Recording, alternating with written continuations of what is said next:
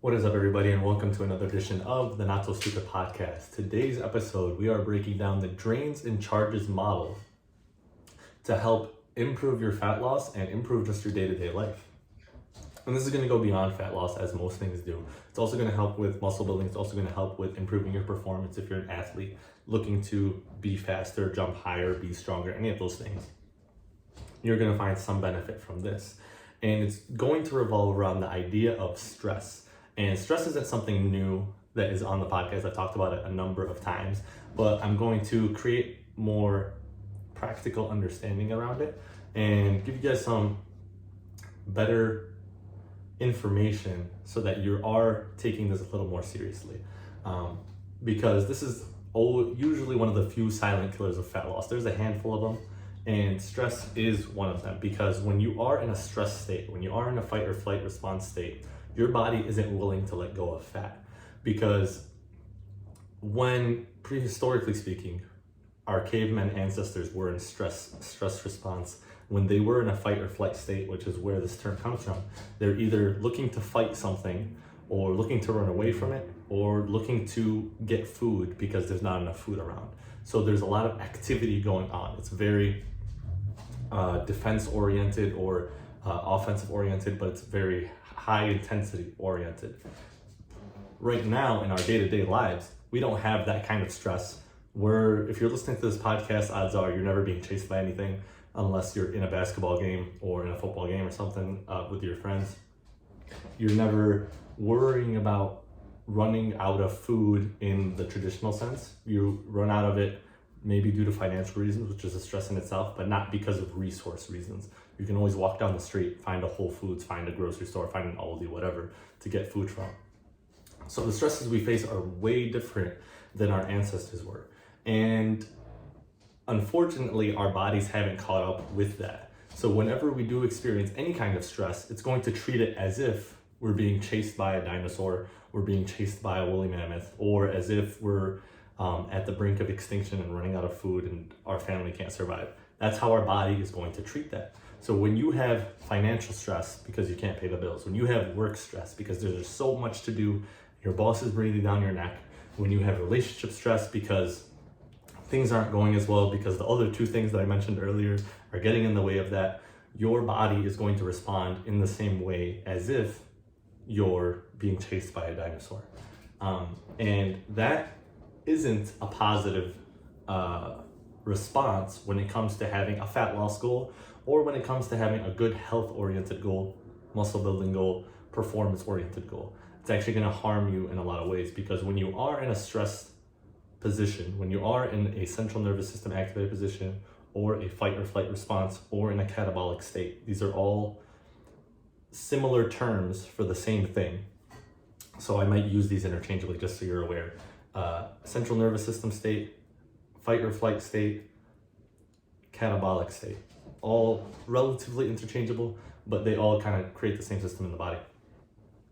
Anytime you're in those things, everything stops. All other systems in your body stop because it's worried about fighting off this stress, fighting off this dinosaur is what you really want to imagine. So it's not going to have time to worry about losing fat. It's not going to have time to help you digest particular foods. It's not going to have time to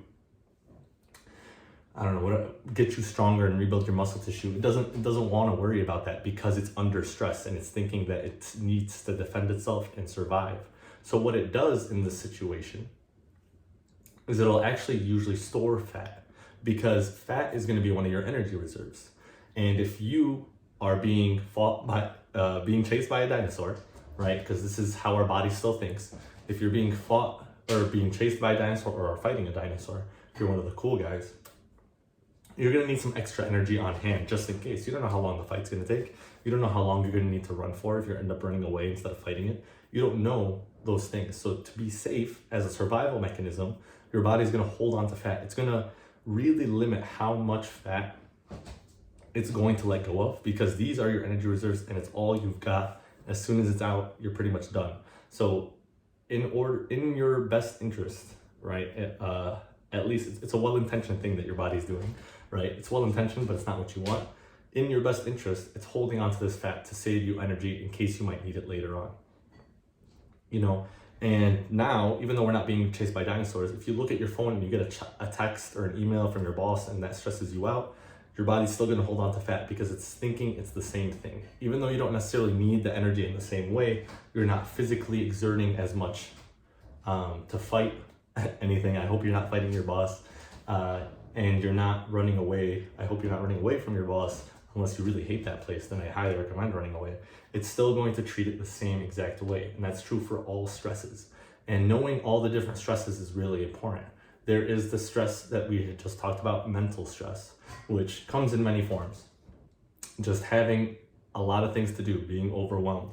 Having emotional stress is another form of stress where your body will respond the same exact way, where you're just really anxious about a certain response or how you're reacting to something that happened to you. Having that tough talk with your spouse or your partner that really stresses you out because whatever happened. Dealing with financial stress is another form of mental stress, I would say, that is going to create the same response in your body.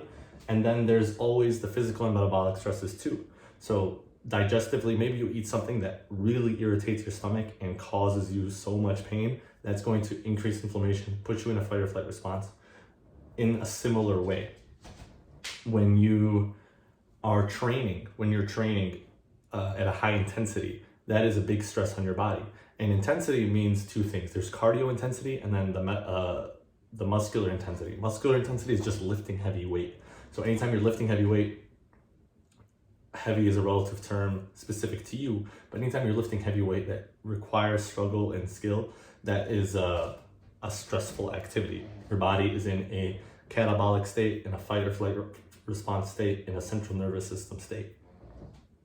When you are doing high intensity interval training or things similar to that, same exact idea. Metabolically, when you are in a calorie deficit, and even to some degree a calorie surplus, depending on more specific circumstances, but definitely calorie deficit, your body is in a stress state because it's not getting enough food to help fuel everything properly. So it's a little more aware, a little more alert, and trying to partition the calories more appropriately. And that creates some baseline level of stress because of that. Now, obviously you want to eat less food, you want to be in a calorie deficit, you want to work out so that you can lose weight, but doing those things on top of having all these other stresses in your body and not giving your body a break from this stress will actually have the opposite effect come into play. You'll hold on to fat longer because of that. And using the training as an example, your body being in a catabolic state means that it's holding on to fat and breaking down the muscle tissue. Anytime you're working out, you're going to be using carbs for fuel, you're going to be using fat for fuel, but for the most part, what's the main thing that's happening is a breakdown of muscle tissue and a storage of fat to help push you through the workout. Because, essentially a workout is fighting or pushing away different dinosaurs and little animals and things like that you might be fighting off in prehistoric times. So when you do those things, those are obviously things you want to do. Like I said, they're going to help take you to your goal, but just doing those things alone and repeating them over and over again will do more harm than good. So you need to balance all of these stresses anytime you face a stress with some sort of de-stressor, with something that puts you in a parasympathetic state. So this is a recovery state. So, I'm gonna give an alternate phrase for all of the phrases I just said earlier. So when you're in a stress state, you're in a central nervous system prime state, you're in a fight or flight response, you are in a catabolic state.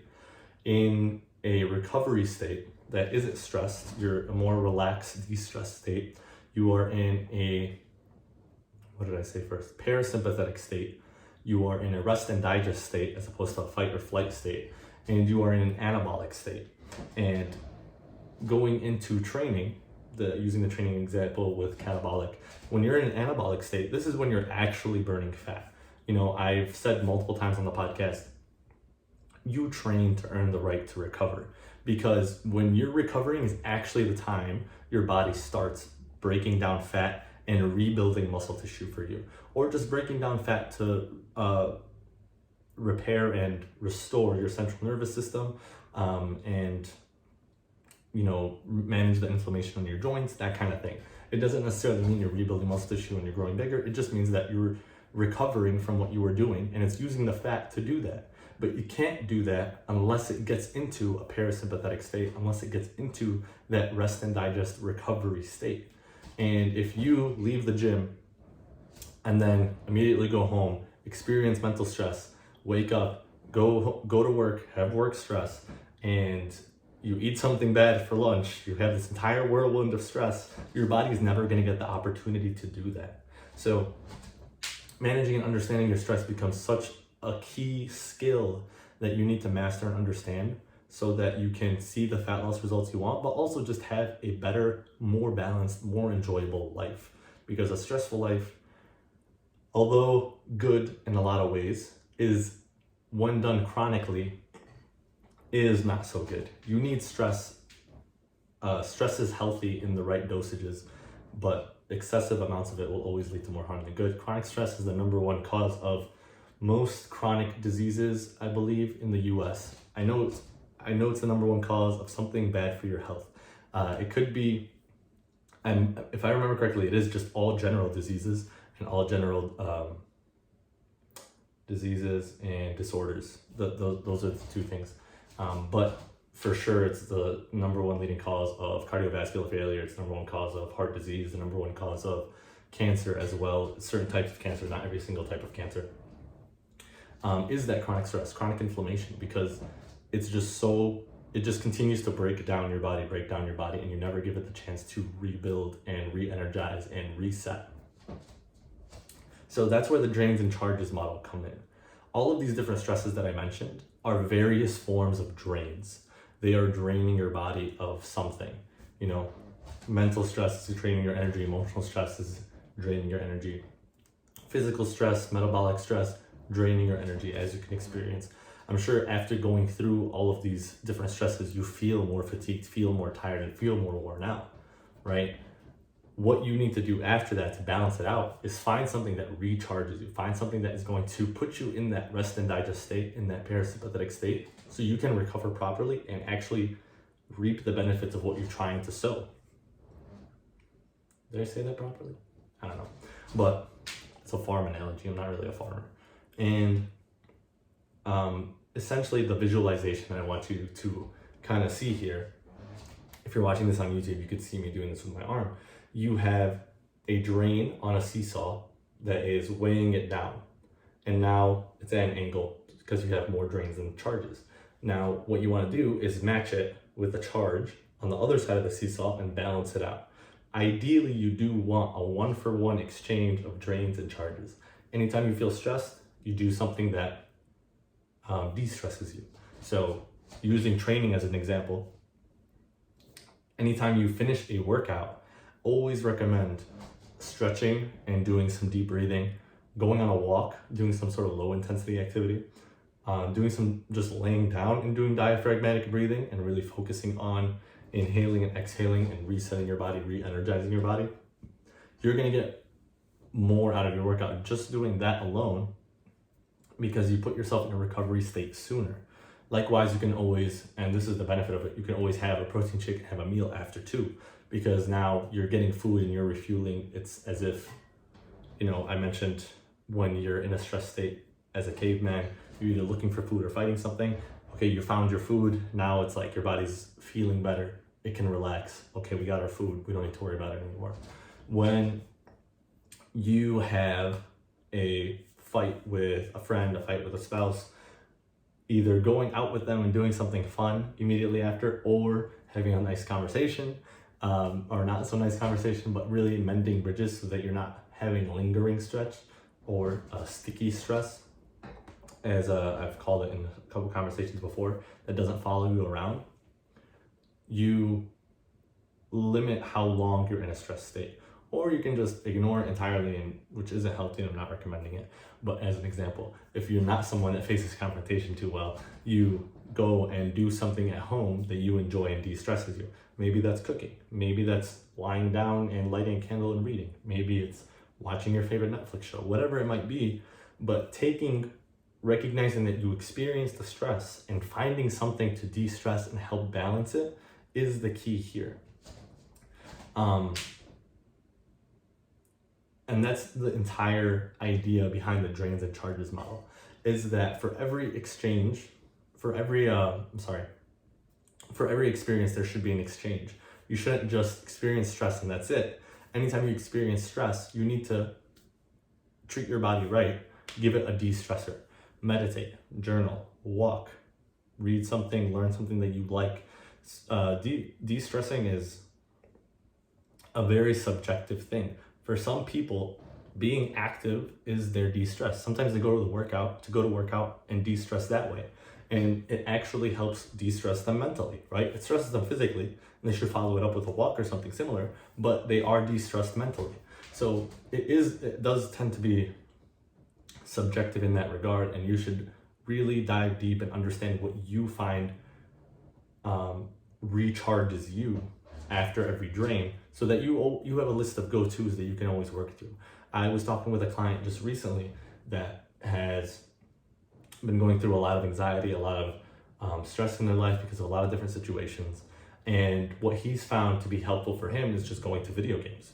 And even though that can be stressful at times, if you're doing bad and your team isn't cooperating, it's a good collaborative experience with people you enjoy, if you're online gaming that is, with people you enjoy, and relaxes you, calms you, puts you in a healthy, excited state, as opposed to an excited state that is negative and breaking you down. So the takeaway here, to close this off, is that chronic stress isn't bad. I should start there. Stress isn't bad. Stress is necessary. You're going to experience stress. You need to experience stress to get to the other side and find something positive. You train and break down your muscle tissue so that you can lose fat. You diet, you put yourself in a calorie deficit so that you can lose fat. You put yourself through work stress so that you can level up through the company, hopefully. If you're an entrepreneur, you put yourself through daily work stress so that you can live a life that provides you time freedom, ideally, right? You're going through these stresses for a reason, but when all you do is experience stresses, you'll never get what you're looking for. And balancing it out with a charge, something that recharges you, re-energizes you, puts you in a recovery state, and helps mellow you out, becomes incredibly valuable. And I've given some examples: meditation, walking, going on a drive with some music on, lighting a candle and reading, having a hot bath, doing a skincare routine is a big one, video gaming. There's a lot of different options, but at the end of the day, you need to know what that is for you and have it ready when those instances come, so that you are avoiding this excessive stress that so many of us are experiencing today, that can happen at just the sight of one notification. Don't let yourself fall victim to that. Don't let yourself lose out on the goals you want because of stress. Always create an opportunity for yourself to recharge and live a better life. So thank you everyone for listening. I hope you found this incredibly helpful and are able to take action on that today. And we will see you guys on the next episode.